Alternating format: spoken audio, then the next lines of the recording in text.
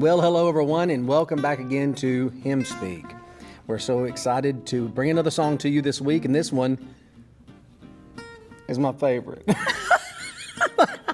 I say it all the time. We chose this one. My memory of this song is so strong because my uncle grew up singing in quartets, and then when I was a little boy, I used to go to the concerts, and it would come time for the piano player to play this song. Oh, yeah. And they just tear it up. And that determined whether the piano player was any good, as if he could tear up this song, how fast they could play it, and key change and keep going. Mm-hmm. So, anyway, the name of the song is Feeling Mighty Fine. No, it's not. What's the name of the song? Goodbye, World. Goodbye, World. Goodbye. We really love it. Yes, I'm feeling mighty fine. The words are in there, but Goodbye, World, Goodbye is the name of it. But go ahead. I've made a mess of it already.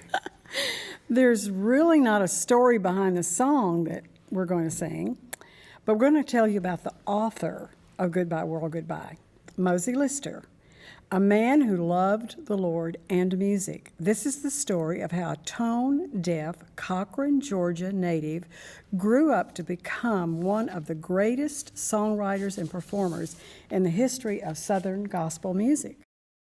Thomas Mosey Lister was born in Empire, Georgia on September the 8th, 1921. His parents, Willis U. Lister, a farmer and barber, and Pearl Hobbs Lister, a farm housewife, made sure that music was heard and made in their farm home in Empire District of Dodge County. When his parents tried to teach Mosey how to sing, they discovered that he could not distinguish sounds. Through his studies of piano, guitar, and violin, Mosey's tone deafness improved. Lister spent hours studying songwriting and musical theories in his early years. With his musical impediments behind him, Mosey gave his life to the Lord when he was 17 years old.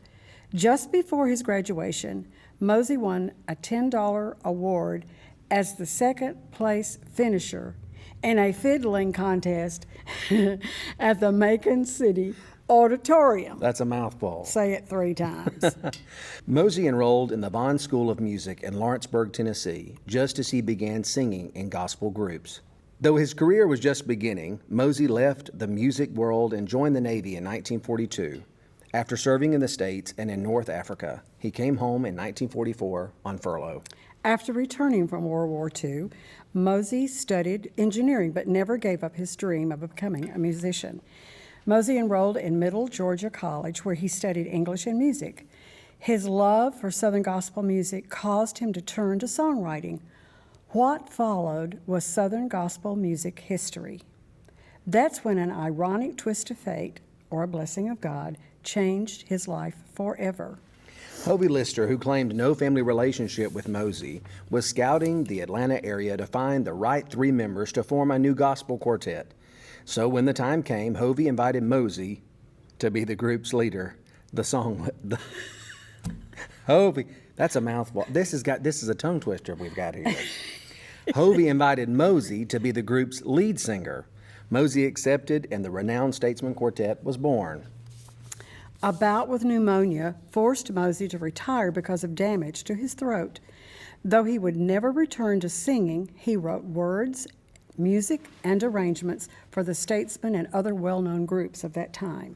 Over the years, Mosey Lister's top tunes included I'm Feeling Fine. Right there. That song. Mm-hmm.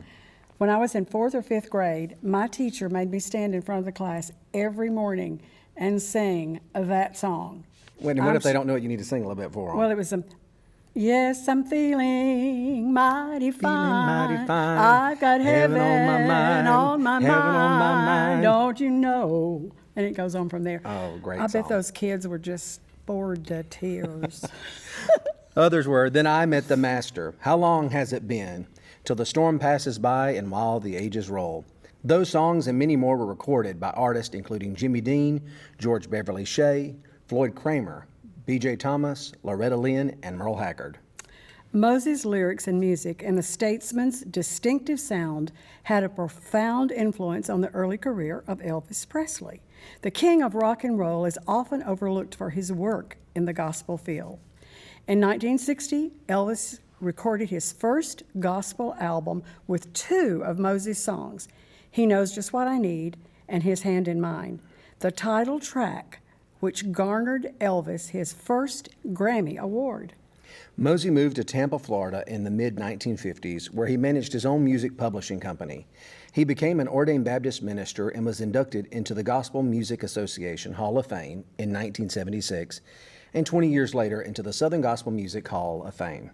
After 3 decades of singing gospel music, Mosey Lister, songwriter, singer, arranger, became the Reverend Mosey Lister, as you said, a Baptist minister. At the age of 80, Mosey was still writing songs, putting together some of his best work when he went to see his Father in heaven, February the 12th, 2015. Ready.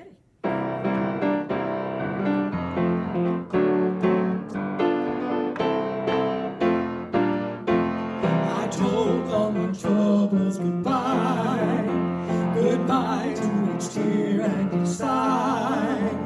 This world where I roam cannot be my home. I'm bound for that land in the sky. I walk and I talk with my Lord. I feast every day on His word. Heaven is near and I can't stay here. Goodbye, world, goodbye. Now don't you weep for me when I'm gone, 'cause I won't have to leave here alone. And when I hear that last trumpet sound, my feet won't stay on the ground. I'm gonna rise with a shout, gonna fly. I'm gonna ride with my Lord through the sky. Heaven is near and I can't stay here. Goodbye, world, goodbye. I won't have the blues anymore when I step across to the shore. And I'll never pine, for I'll leave behind my heartaches and tears evermore. A day may be true, then goodbye. Tomorrow I'll rise up and fly. Heaven is near and I can't stay here.